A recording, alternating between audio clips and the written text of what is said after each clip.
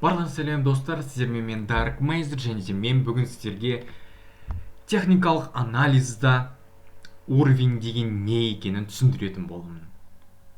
Технический анализ. Бұл біздің екінші сабағымыз.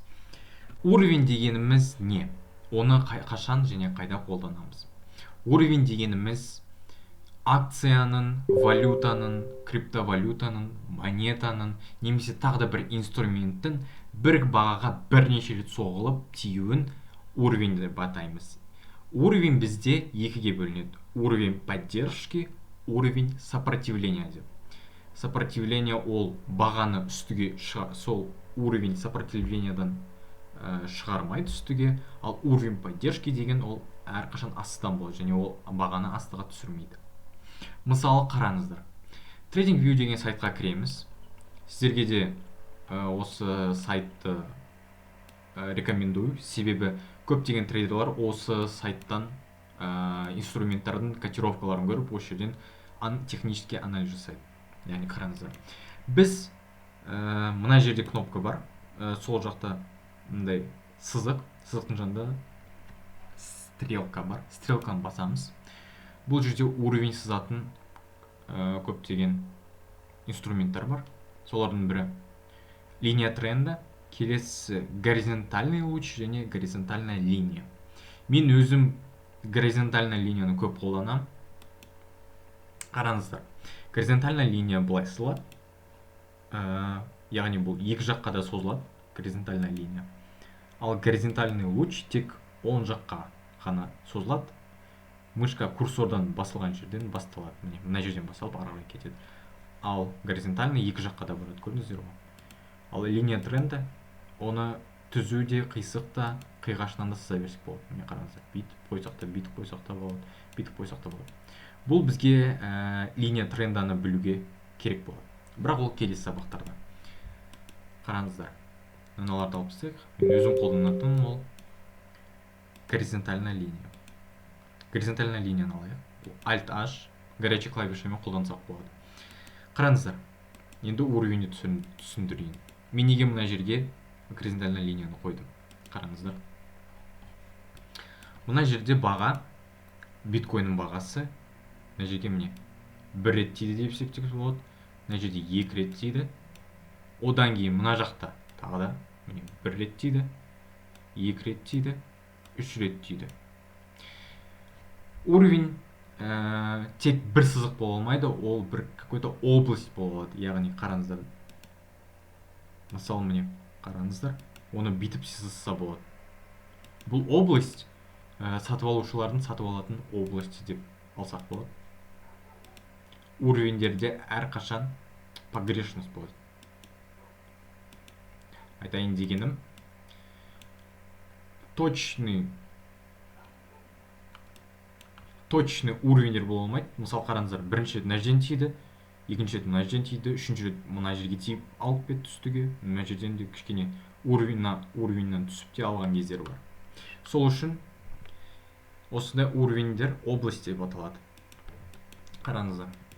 Ложный пробой деген нәрсе бар, оны түсіндіремін тоже. Сол кезде өздеріңіз түсіне бастайсыздар. Не айтқанымды. Қараңыздар. Айтқанымдай түсіндіре берейін ары қарай. Кисть, міне. Бір рет тиді, екі рет тиді, үш рет, төрт рет, бес рет, алты рет, жеті рет. Сонша рет. Сонымен бұл жерде баға бірінші рет тиді, және үлкен уақыттарда да, үлкен таймфреймдарда да көптеген тигенін көреміз. Сондықтан мен бұл жерге аламын да уровень қоямын. Alt-H деген горячий кнопканы аламын. Осы жерге тура орталарына средний уровеньді аламын да, осы жерге Alt-H деп басамын. Міне. Бұл жерде бізде уровень бар деген сөз. Көрдіңіздер ме? Келесі уровень. Қараңыздар, үстіге мына жақтан басын. Бір правило ереже айтып кетейін. Біз уровеньді қарағанда әрқашан сол жақтан оң жаққа қараймыз. Уровеньді сызғанда да, қарағанда да сол жақтан оңға қараймыз. Соны ұмытпаңыздар. Келесі қараңыздар міне. Мынау локальный пик биткойнның қатты өсіп жатқан кезі. яғни бұл жердің максимумы 42. Қараңыздар, мен осы жерді аламын. Пик, әрқашан пиктарда негізі уровень болады. Бұл әрқашан сондай заңдылық дегенде кез келген инструмент ашып барсаңыздар, сол жерде осындай көресіздер. Пиктарда әрқашан уровень болады. Оны өздеріңіз сезе бастайсыздар, трейдинг жасаған кезде, анализ жасағанда өздеріңіз түсіне бастайсыздар. Оған уайымдамаңыздар. Қараңыздар.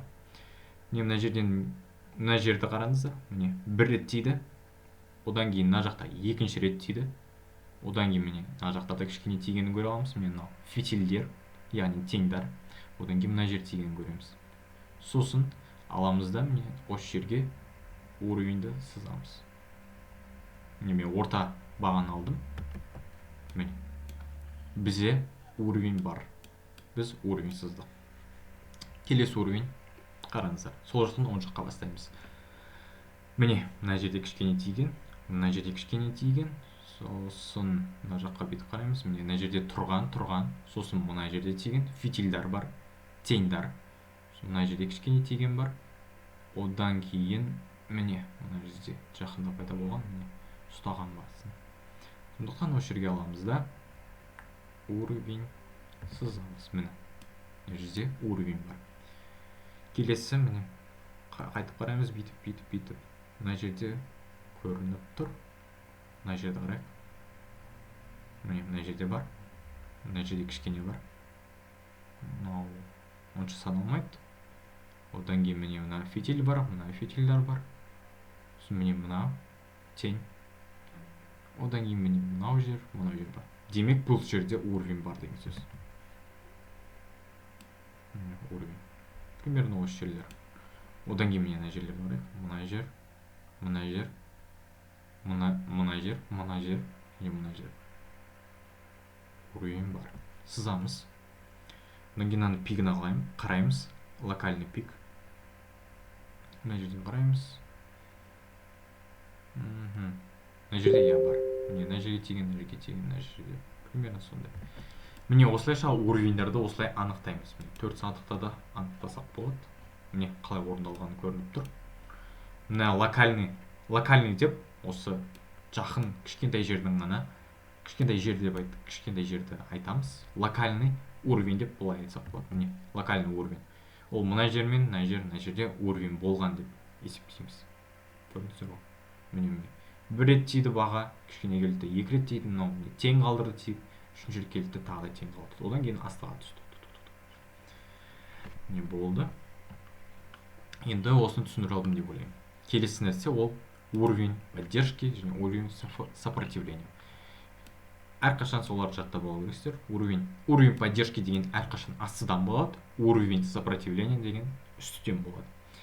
Уровень поддержки бағаны төменге түсіргізбейді. Қараңыздар, міне бағаны жерге келді, сатып алды, қайттан бүйтіп келді, сатып алды, қайттан келді, сатып алды, одан кейін уровень жарылмаған соң, яғни пробитие болмаған үшін ол баға үстіге кетті.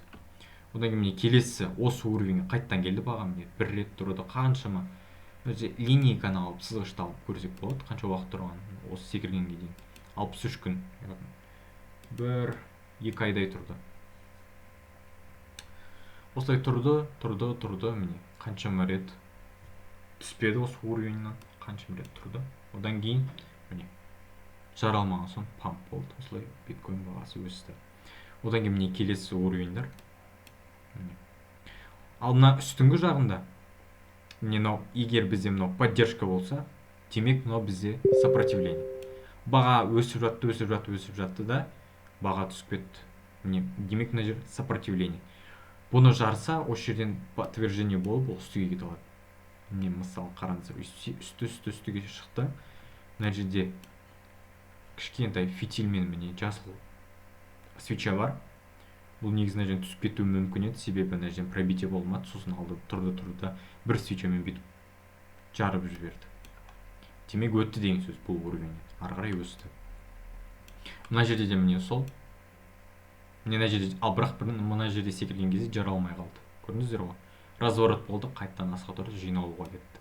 Накопление кетті деп айтамыз. Осылайша түсінсеңіздер болады. Баға егер осы уровень сопротивлениені асып кетсе, демек келесіде осы уровень ол уровень поддержки болып өзгереді. Қараңыздар, мына жерде сопротивление болды ғой, бір рет мына жерде жара алмады, мына жерде жара алмады, үшіншісінен келіп жарып кетті. Мынау ложный пробой деп осыны айтады. Уровеньді өтеді да, бірақ қайтадан аса түсіп кетеді, себебі бұл жерде сатып алушылар жоқ, ешкім оны бағаны ұстай алмайды. Одан кейін міне осы жерде жара алмады, келесіде алды да, мына жерде ложный пробоймен кетті, мына жерде шын міне жарып өсіп кетті. Одан кейін міне өсіп түсе бастады, міне осы жерде ұсталып қалды. Осы жерде ұсталып қалды, уровеньді төмен жара алмады, яғни бұл уровень поддержки, алды да баға өсіп кетті. Көрдіңіздер ме? Осылайша мен сіздерге уровень поддержки, уровень сопротивления не екенін түсіндіре алдым деп ойлаймын. Бұл технический анализ, яғни біз ең басынан бастап жатырмыз. Егер түсінбегендеріңіз болса, менен сұраңыздар, комментарийға жазыңыздар. Және осы видеоның астына мен сіздерге телеграм каналға ссылка қалдырып кетсем, сол жаққа кіріп, менен кез келген нәрсені сұрай берсеңіздер болады. Әрқашан сіздердің сұрақтарға жауап беруге дайынмын. Сонымен қатар, осы видеоның астында мен Binance-қа ссылка қалдырам, сол ссылка арқылы кірсеңіздер, сіздерге торговля жасағанға 10% комиссияның 10% сіздерге қайтып отырады. Яғни бұл реферальная программа. Сонымен қатар, лайк басуды ұмытпаймыз, каналға жазыламыз, және де әрқашан профит, және әрқашан миллионер болуға дайын боламыз. Барлықтарыңызға сәттілік, сау болыңыздар.